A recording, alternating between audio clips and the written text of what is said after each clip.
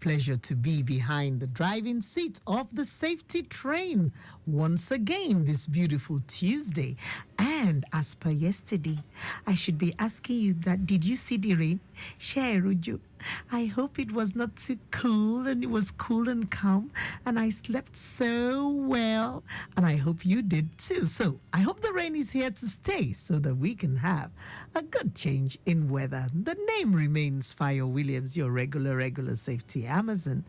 And I have a guest in the studio, but before that, I'll be giving a big shout out to Modupe Adeyinka Oni, the proprietor of Standard Bearer School, who was with me last Tuesday, and we did discuss a whole lot on bullying and the need for having a safeguarding policy in schools.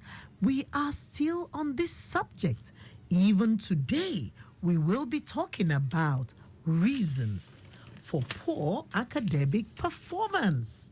That's what we're talking about today. So we're going beyond bullying and we're looking at causes of poor academic performance. And to do justice to this topic is a brother from another mother. He is a practicing medical doctor and writer, grew up in Lagos, studied medicine and surgery at the prestigious University of Lagos. But you know, it is only Ife that is the great and the greatest. Ife.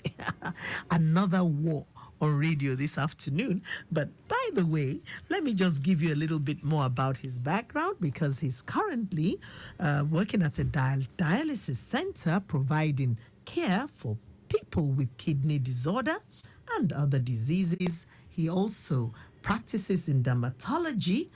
And again, he's the founder of Life Towers Medical Consult. So Lagos, join me in welcoming Dr. Kelvin Isibor.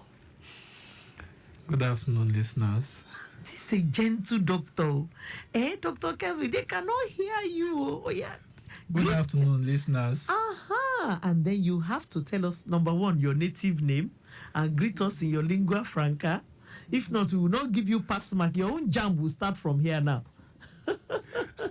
Okay, I'm Kelvin Isibor. My native name is Onehideba. Onehideba. I've never heard of it before. What does it mean? As God is by my side. God is truly. Name. Oh, God is truly by our side today. And your greeting?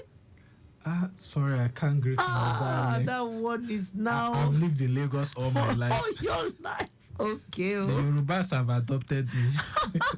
Are you an Amala eating shaman? Yes. So.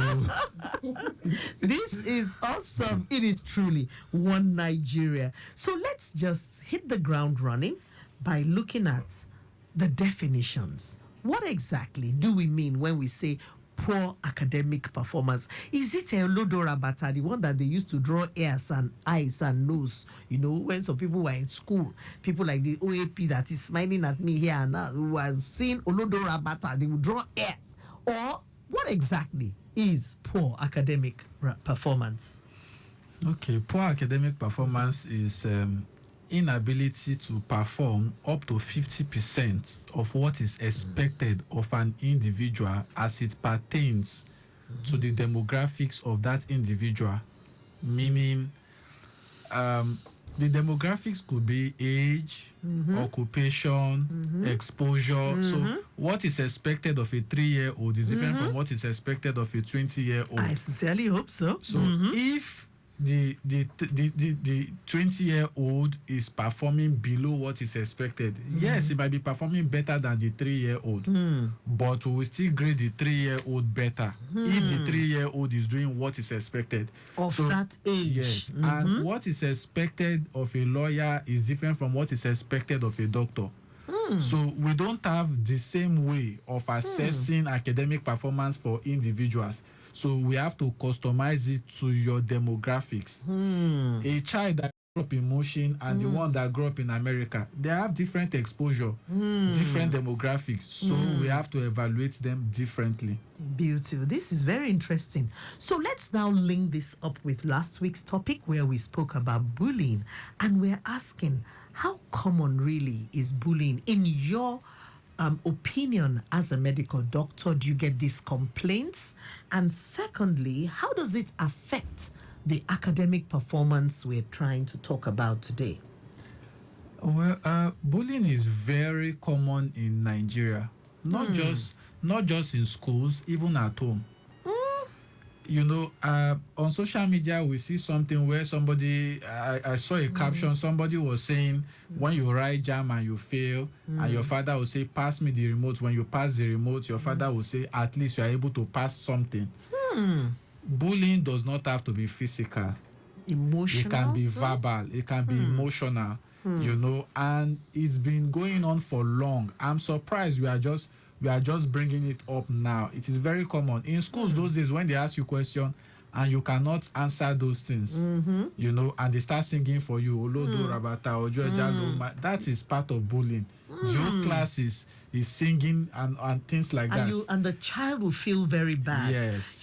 Modupe Adeyinka Oni, in her submission last week, also said calling a child Humpty Dumpty, for instance, which is like a cartoon character, is now considered as bullying. Yes. Because it damages the child's self-esteem. Yes. So parents, as you listen to this discussion today, you may like to contribute by calling 0809 9120777.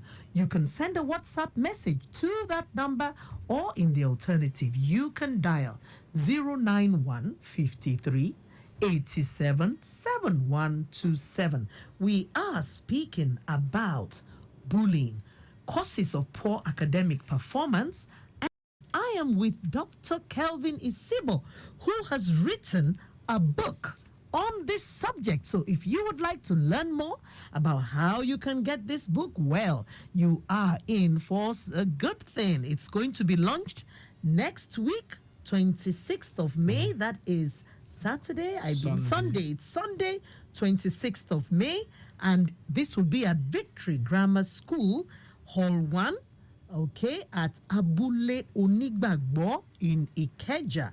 Okay, and if you would like to call Dr. Kelvin Isibor to buy some copies of this book for your school teachers, for your education district, or for the government to use, you can dial 081 627 44367. I take that number again, 081 627 44367. So we are still talking about bullying and causes of poor academic performance in school.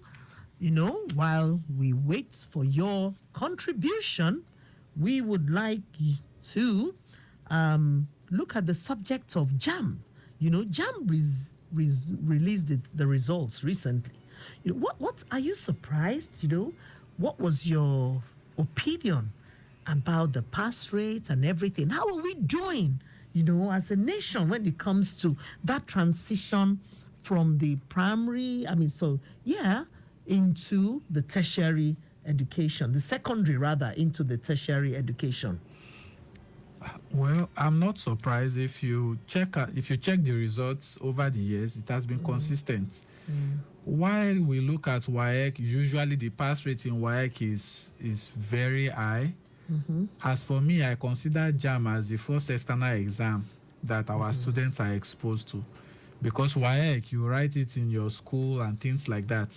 Usually people get a lot of assistance, but JAM is not like that. You pick a center and if you have about 2 million people writing JAM and you have just 300 plus thousand passing, that's more than 70% failure rate. And that tells us the situation of the country, because according to statistics, probability, if I'm to pick somebody to head a political office, it means I will pick out of the 70% that fail. And that is why we have the country the way it is. Yes. What we have a correlation. Square peg in round hole. What a correlation. Dr. Isibor, just hold your thoughts, Kelvin, while I ask for a traffic update. All right, you're still tuned to Lagos Traffic Radio 96.1 FM. Let's quickly tell you that within Anthony Axis, it is looking quite okay. Within the area, Maryland Inward Journey New Garage is steady. Aside the expansion joint that will slow you down a bit. Although Yalara is also construction going on around that area. So if you're heading towards that direction, please have it at the back of your mind. Thank you very much, and thanks for staying tuned on Safety Train. My name remains Fayo Williams, and with me I have Kelvin Isibor, doctor. He is into dialysis, he's into dermatology, he's written a book, and the title of the book is Causes of Poor Academic Performance. It will be launched on Sunday, 26th of May. You can find your way to Victory Grammar School, Hall 1, Olaniyo Street at Abule Onigbagbo. And the time, Dr. Kelvin? 3 p.m. 3 p.m. So that's a Sunday afternoon lunch. You need to be there if you would like a copy in order to help the children, help your students, help your institution. This is the place to be on the coming Sunday. So now, let's look at this poor academic performance. You said you are looking at the doctor's perspective. So we want to know, doctor, is it diet?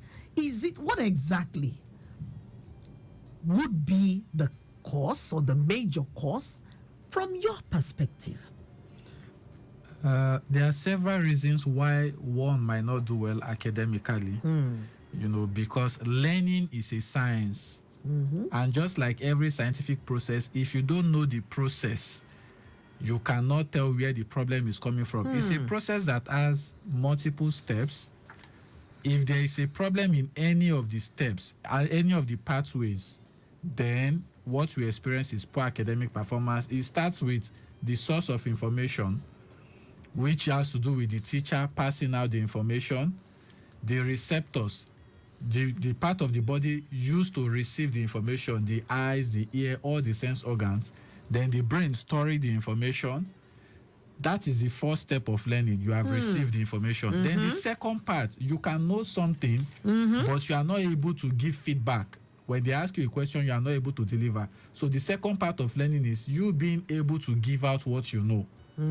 That is what will show that, yes, you are academically sound. So it can be that the person, part of it will not be movement of the information from the brain through the effectors to the examiner. For example, if it's a written exam. This grammar is big. Which one is effector? Effectors refers to part of the body used to carry out an operation. It can be that, the operation you want to carry out now is to write what you know so that the examiner will look at it. So if the person has poor handwriting now, it can affect the outcome. If the person has issues with communication, the language is not your first language and things like that, the person might not do well. So the source of information can be, the teacher, do you have the right teacher? Is the teacher well qualified? Does the teacher really want to teach? Does the teacher have love? If you have a teacher that is not willing to teach and things like that, it can cause a problem. When they arrange students in class, they just say, if you are short, you sit in front. If you are tall, you go to the back. What of eyesight and things like that? So the person you are asking to go to the back to sit, what if the person has visual disturbance? The person will not do well. That's true. What if the person has hearing problem? And sometimes children are more particularly affected. And the child is telling you, excuse me, ma, I cannot hear you. But because you know that child is playful, you say, shut up your mouth. Are you the only person in this class? Out of 30 people in this class, you are the only one. If you keep quiet, you will hear me. And by the time you shut the child up 2 to 3 times, the child will keep quiet. Parenting style too. Parents are the first teacher in the child's life. When people want to get married, they want a partner that is good looking, earning well, and things like that. But they don't look at other factors like, if I marry this person, will my child, be sound academically? When I look at, couples, you can literally tell if the child will be smart or not. Different parenting style. One father can come back from work and say, Junior, I bought PS5 for you. And you give the child, you say, okay, PS5. While you have another father, as he's coming back from work, is bringing a storybook. You say, Junior, I bought you this book. It has about 15 stories inside. You read it, you come and tell me the story. That child, the vocabulary would, will improve. Yes, the reading habits definitely. and things like that. Or you can have the mother that sits in the morning, watch Telemundo in the morning, Z1 in the afternoon, in the evening, another one. Oh my gosh. Doctor, you're going to let them fire us from this place. So please don't mention any brands. But this person is watching a soap opera, right? Yes. And what did you say might be the consequence of that? No, with that, the children can get involved, and instead of reading, now it's almost the same thing. You are watching a program and you are getting stories from it, but the other one that you give storybook, the child is reading to get the story. So the reading habit is being developed, and other things like that. So the parenting styles too can also be a factor. Then other things like the academic progress of a child can actually be determined long before the child is even born. Wow. In advanced setting, they do things like preconception care. Before the woman gets pregnant, they are taking care of her, giving her things like folic acid and the rest. That is why when you go to teaching hospital, they ask you, was the pregnancy planned? Was it wanted? Some people get pregnant and they try to remove the baby 2-3 times. When it's not working, they say, well, maybe it's the will of God for the child to be. Meanwhile, the drugs you've taken, you have done a lot of damages, or she has an irresponsible husband, that will come and infect her with multiple STIs, and before you know, the child will have STI? Sexually transmitted infection. Yeah, so before you know, the child is having multiple micro-calcification in the brain. Some people want to deliver, they are not going to the hospital. Instead, they go to traditional birth attendants, where the woman will tell you, even if the child is not doing well, it's okay, provided the child is alive. They didn't even want me to give birth to the child. The labor took 24 hours. Why is the labor up to 24 hours? If you have an obstructed labor and things like that in the hospital, without wasting time to save the brain of that child, they will do a CS. But here, because they cannot do a CS and they just keep praying or they keep doing other means just for the child to come out, and before you know, obstructed labor, prolonged labor, the brain of that child is destroyed already. Or it's very weak. Several factors. Some will say, they don't want their breast to fall, they don't want to breastfeed. Excuse me? Can you say that again? A mother would say they don't want to breastfeed because they don't want their breast to sag. Yes, they don't want breast to sag. So, and can you explain to mothers the concept kind of decision?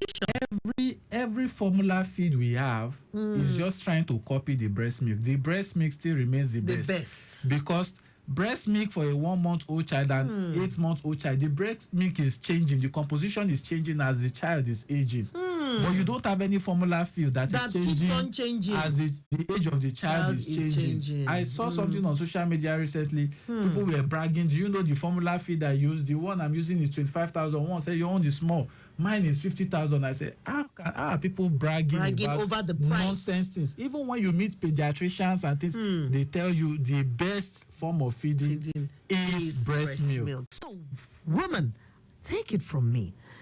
The fact that you breastfeed a child is not what is going to cause your breast to sag.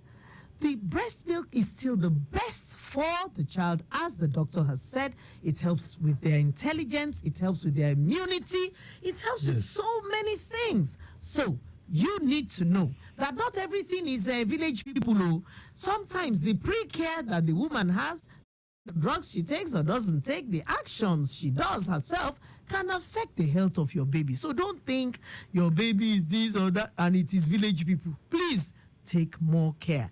Over to you for a traffic update. All right, you're still tuned to Lagos Traffic Radio 96.1 FM. The program is Safety Train. Yes, the early reported impediment around Yano Ipaja has been taken off the road, and the backlog is what traffic managers are trying to clear this time. That's precisely at Barua Junction inward Moshalashi. So if you're going towards that direction, do know that there was an impediment which has been cleared, but the backlog is still there, and the traffic managers are working on it to get it flushed out.